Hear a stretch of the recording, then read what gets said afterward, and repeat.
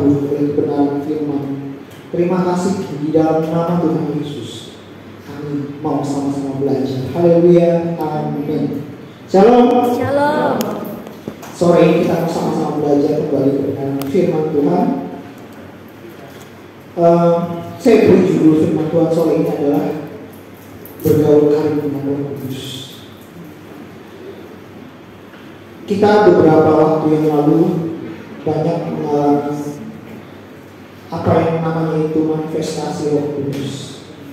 Bahkan tadi Bude bisa menyampaikan kesaksian di tempat ini karena bisa bergaul dengan Roh Kudus.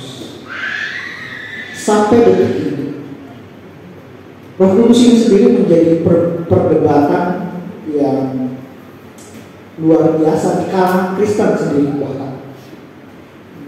Nah, sore ini kita sama-sama belajar kalau sebenarnya Roh Kudus itu sama nyatanya seperti tubuh jasmani kita saat ini. Hanya saja nggak bisa dilihat karena Roh. Siapa yang bisa dilihat Roh? Kecuali Roh itu yang menampakkan diri. Nah, firman Tuhan kita buka sama-sama di Yohanes, Injil Yohanes 14. Injil Yohanes 14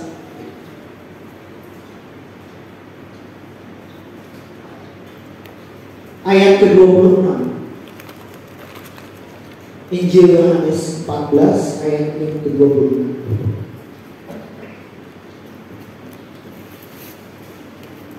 Oke, sudah dapat semuanya, sudah ada di layar LCD kita. Saya akan bacakan untuk Bapak Ibu dan teman-teman. Injil Yohanes 14 ayat ke-26. Di sini perikopnya Yesus menjanjikan penghiburan. Tetapi penghibur yaitu Roh Kudus yang akan diutus oleh Bapa dalam namaku, Dialah yang akan mengajarkan segala sesuatu kepadamu dan akan mengingatkan kamu akan semua yang telah kukatakan kepadamu. Di sini Tuhan Yesus sendiri akan mengatakan bahwa Roh Kudus yang akan diutus oleh Bapa. Kenapa dalam perikop ini kata-katanya adalah yang akan? Karena waktu Tuhan Yesus masih ada di dunia. Karena janji Roh Kudus itu turun ketika Tuhan Yesus sudah berangkat. Ketika Tuhan Yesus berangkat, kita bisa baca dalam Kisah Para Rasul 1 di mana setiap jemaat mula-mula itu menerima urapan Roh Kudus sampai pada hari ini. Permasalahannya banyak yang menyangka bahwa ya Roh Kudus itu kalau kita sudah mengaku Tuhan Yesus sebagai Tuhan dan Juru Selamat melalui mulut dan hati kita sudah punya Roh Kudus. Tetapi tanpa kita sadari, Roh Kudus di sini bahkan dikatakan di dalam ayat 26 tadi,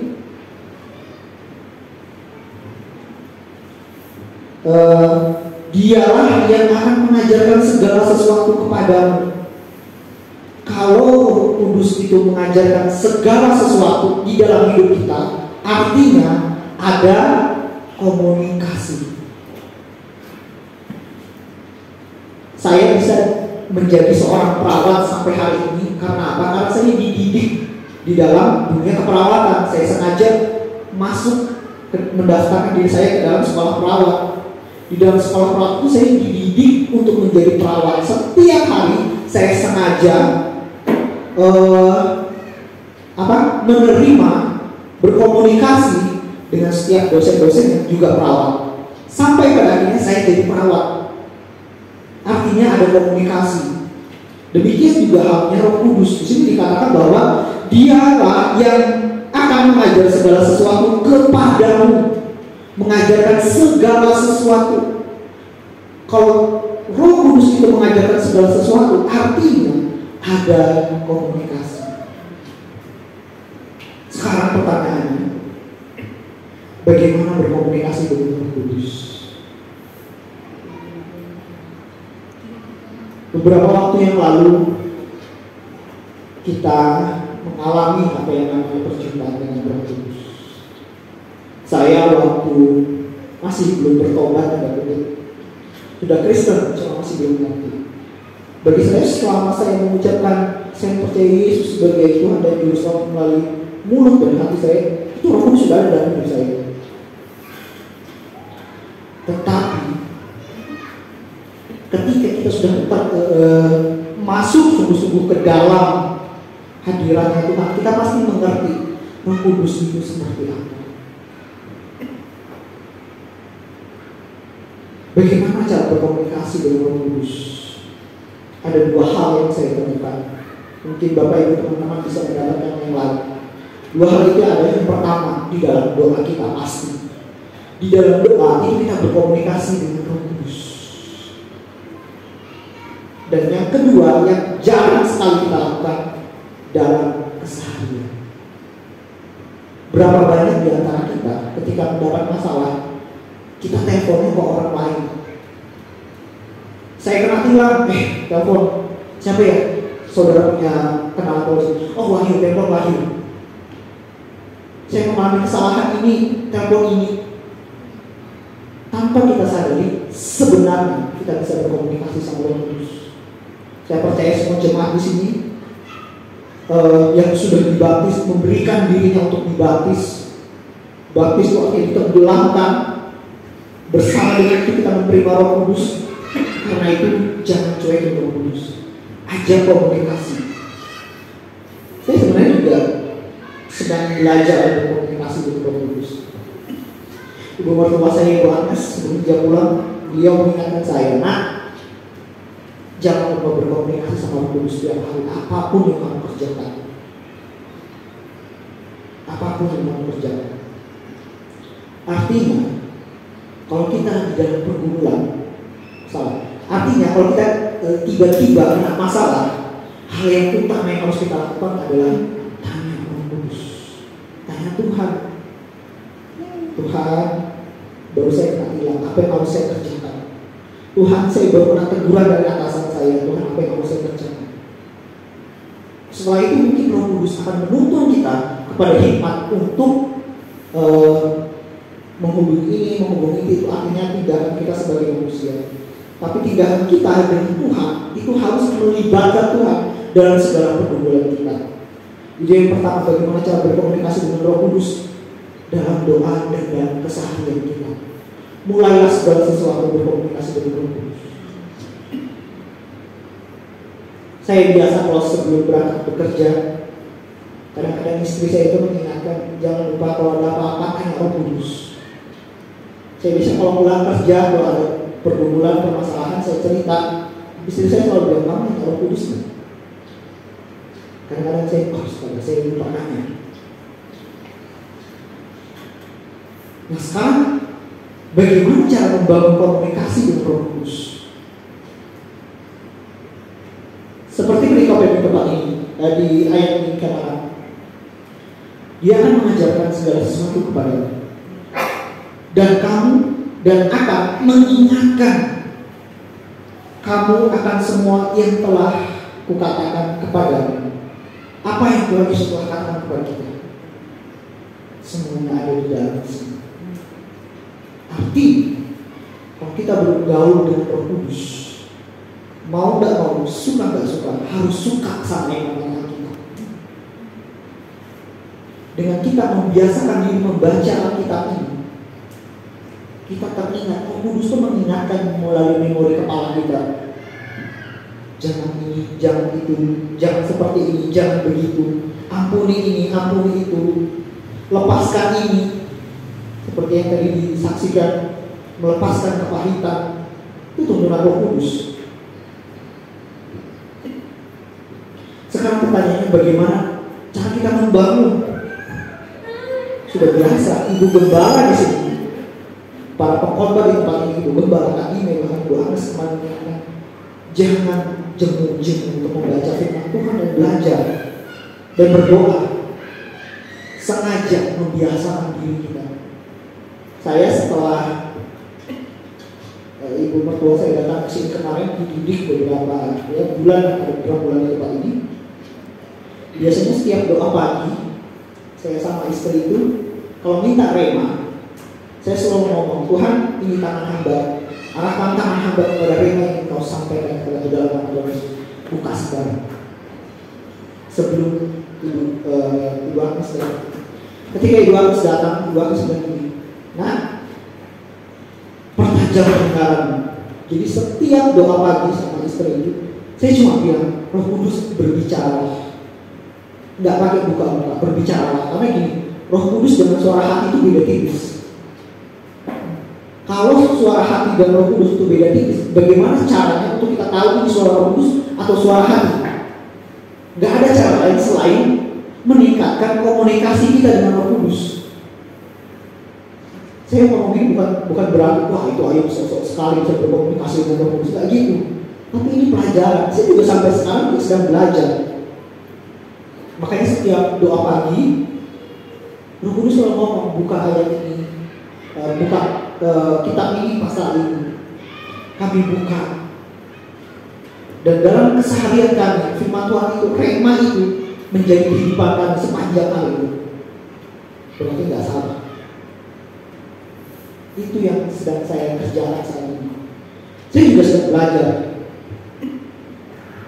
Kemudian apa sih dampaknya kalau kita bergaul karib dengan Roh Kudus? Apa dampaknya? Yang saya temukan di sini ada 3 dampak pada saat kita bergaul karib dengan Roh Kudus. Pertama, dampak untuk diri sendiri. Apa itu dampak untuk diri sendiri? Dampak untuk diri sendiri adalah kita bisa menjadi karakter Kristus. Tuntutan Kristus, Tuhan Yesus itu gak banyak. Tuntutan Yesus Kristus dalam hidup kita cuma kasih. Tapi sebagai manusia yang tinggal di dalam daging, mengerjakan kasih itu gak gampang. Kesaksian Ibu Gembala di tempat ini tinggal suami 6 tahun. Bahkan mungkin beberapa bapak ibu teman-teman semuanya punya pergumulan masing-masing. Saya punya teman, dia bilang begini, saya ini orangnya jujur-jujuran aja. Kalau saya suka sama orang, saya akan suka sekali. Tapi kalau saya benci sama orang, saya akan benci setengah mati. Itu kedagingan manusia. Tapi dampak kita bergaul dengan Roh Kudus adalah kita pasti ditarik masuk ke dalam karakter Kristus. Apa itu karakter Kristus? Kasih. Kasih dimulai dari mana sih? Dimulai dari diri kita sendiri. Kita bisa mengasihi diri kita kan? Dengan apa? Dengan menjaga tubuh ini tetap sehat, tubuh ini bermanfaat, hidup kita bermanfaat. Kemudian kasihi sesama manusia dimulai dari keluarga kita dulu. Orang-orang terdekat kita, mama, bapak, kakak, adik. Maka dampak kasih itu akan berefek dalam hidup kita. Karena itu saya pribadi menyatakan kalau kita bergaul dengan Roh Kudus, kita tuh pasti punya dampak yang positif. Firman Tuhan mengatakan, saya lupa di Amsal, pergaulan yang buruk merusak kebiasaan yang baik. Tapi sore ini saya mau ngomong pergaulan yang baik merusak kebiasaan yang buruk. Pergaulan yang baik itu apa? Pergaulan yang buruk. Maka setiap kebiasaan yang buruk kita bisa berubah. Kita manusia ini tinggal di dalam daging kesalahan. Daging itu paling susah mengikuti karakter kasih. Saya dulu ini bukan berarti saya meninggikan ibu mertua saya saja. Saya banyak belajar dari beliau. Ibu mertua saya waktu pertama kali datang ke tempat ini, dia bilang, tempat ini banyak kepahitan. Enggak kok bu, orang baik-baik aja kok, mereka bisa melayani aja. Percaya, banyak kepahitan. Ternyata beberapa minggu dibuka semua. Saya nggak tahu.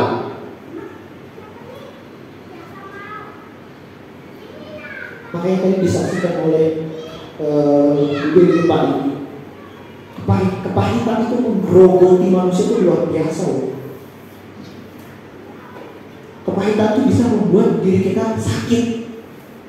Karena itu dampak kita bergaul dengan Roh Kudus, karakter kasih itu pasti akan melepaskan kita dari yang namanya kepahitan, kemarahan.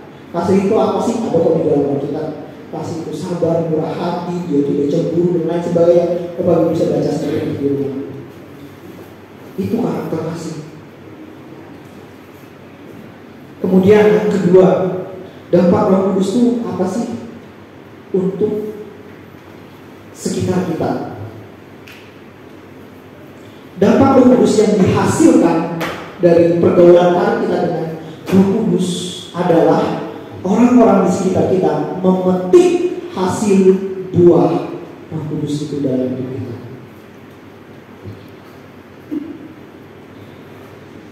Saya nggak bisa bilang, misalnya saya punya pohon mangga di rumah, saya cuma bilang mangga di rumah ini enak loh, percaya sama saya, pasti enak. Saya ngomong sama kadinya misalnya, kalau sebelum kadinya memakan buah itu dia nggak akan percaya kalau buah itu manis. Demikian juga hidup kita. Kalau kita cuma mengatakan saya ini baik,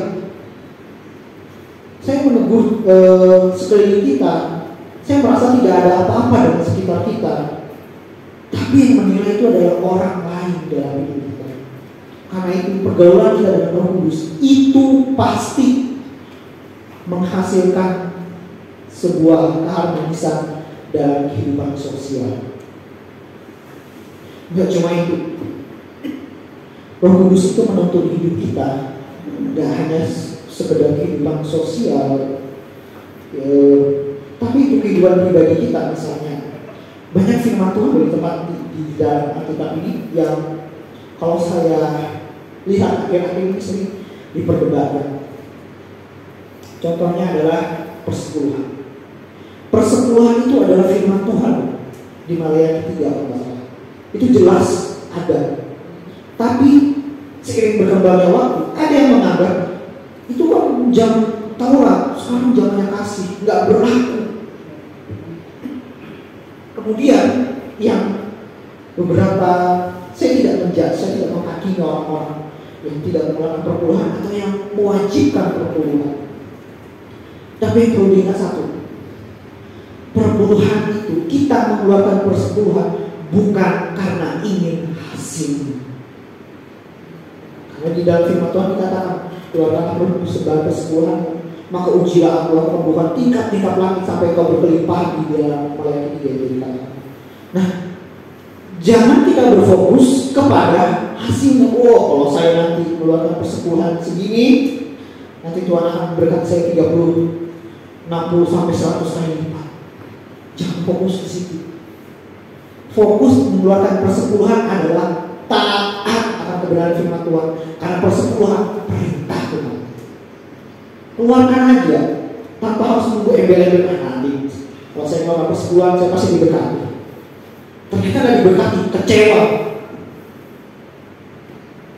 Jadi dasar kita untuk mengeluarkan persepuluhan itu adalah mengerjakan firman Tuhan. Nah, ini yang saya alami bersama kehidupan rumah tangga saya. Saya ngomong begini bukan karena saya kehidupan rumah tangga saya lebih baik daripada Bapak Ibu dan teman-teman, tapi saya mengalami bersama istri saya. Jadi kami itu mengeluarkan persembahan persepuluhan, ya tetap ada aja pergumulan dengan keuangan.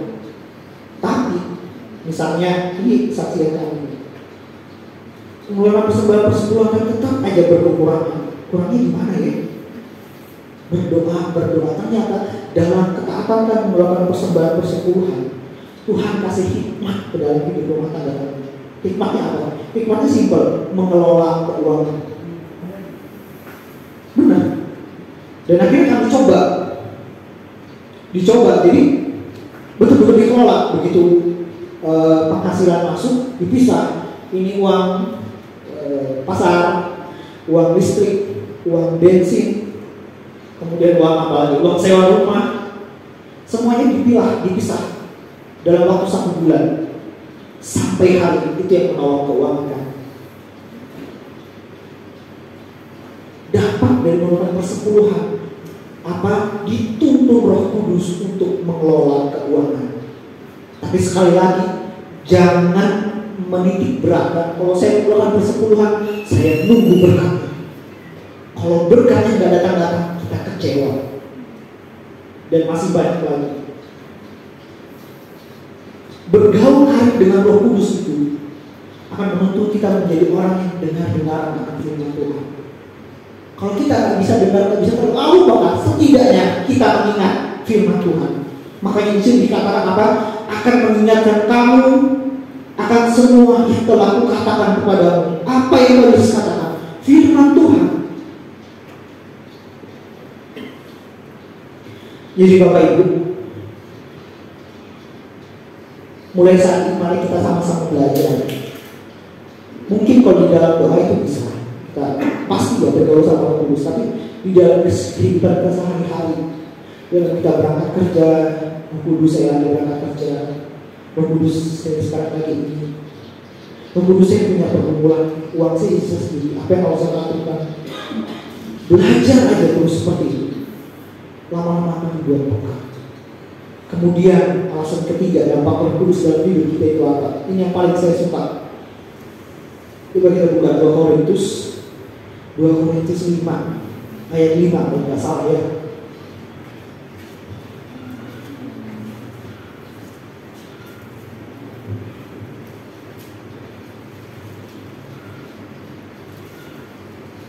Dua Korintus 5 ayat 5. Coba buka ayat 5 ya. Nah, 2 Korintus 5 ayat 5 ada di depan, saya baca buat Bapak Ibu dan teman-teman. Tetapi Allah lah yang justru mempersiapkan kita untuk hal itu. Hal itu apa? Keselamatan. Dan yang mengaruniakan roh itu besar, berarti Roh Kudus kepada kita sebagai jaminan segala sesuatu yang telah disediakan bagi kita. Artinya Roh Kudus itu adalah jaminan keselamatan. Bapak Ibu punya Roh Kudus, Bapak Ibu mau bergaul dengan Roh Kudus. Saat kita punya Roh Kudus, jaminan keselamatan itu kita. Kenapa kalau kita misalnya pinjam di asuransi mana gitu, pasti yang digadaikan itu adalah misalnya BPKB mobil, sertifikat rumah. Itu untuk apa? Untuk jaminan supaya kita tidak lari dari rumah. Nah sekarang dibalik, Bapa Tuhan segala Tuhan kasih cuma Roh Kudus ke kita, mengaruniakan. Tahu karunia banyak artinya? Karunia itu tidak bisa dilipat. Yang namanya karunia itu pemberian. Berarti kalau kita punya Roh Kudus, artinya kita orang-orang spesial. Kenapa? Kita diberikan Roh Kudus. Roh Kudus kita terima dari Tuhan sebagai apa? Ini jaminan, ini contoh aja. Ini jaminan kita bisa masuk ke dalam kerajaan surga. Sekalipun kita sampai sekarang masih kerajaan surga seperti apa, kerajaan surga seperti apa, kita cuma bisa membayangkan dari apa yang kita baca dalam Alkitab. Tapi percayalah, selama kita punya Roh Kudus, Roh Kudus itu adalah jaminan hidup kita untuk kita bisa sampai ke sana. Karena itu dengan benar Roh Kudus. Roh Kudus itu pasti mendidik kita masuk ke dalam karakter kasih yang akan menggerogoti kedadian kita. Baru-baru ini sudah dari bulan Juli kemarin kan dihebohkan dengan kasus polisi tembak polisi. Polisinya itu orang Kristen, yang ditembak itu orang Kristen. Kenapa bisa terjadi? Karena kemarahan sesaat. Bayangkan kalau kita punya Roh Kudus dan pada saat kita marah, Roh Kudus pasti mengingatkan kita untuk stop supaya jangan marah. Karena kemarahan itu akan berdampak buruk dalam hidup kita. Ada hamba Tuhan pernah mengatakan, jangan pernah mengambil keputusan pada saat kita marah. Kalau kita marah, lebih baik kita diam dan berdoa. Artinya bergaul dengan Roh Kudus. Nah itu saya ingatkan buat kembali untuk kita, untuk saya sendiri dan Bapak Ibu dan teman-teman. Yuk mari sama-sama setiap hari kita bina hubungan kembali dengan Roh Kudus. Kita belajar untuk peka akan Roh Kudus dalam hidup kita. Belajar peka mendengarkan oh ini suara Roh Kudus, ini suara hati saya. Nah, seperti yang dikatakan, Roh Kudus dan suara hati itu beda tipis. Karena itu beda tipis, cara satu-satunya adalah membiasakan diri untuk bergaul, membiasakan diri belajar tentang firman Tuhan. Amin. Untuk firman Tuhan, saya undang teman-teman yang musik untuk maju.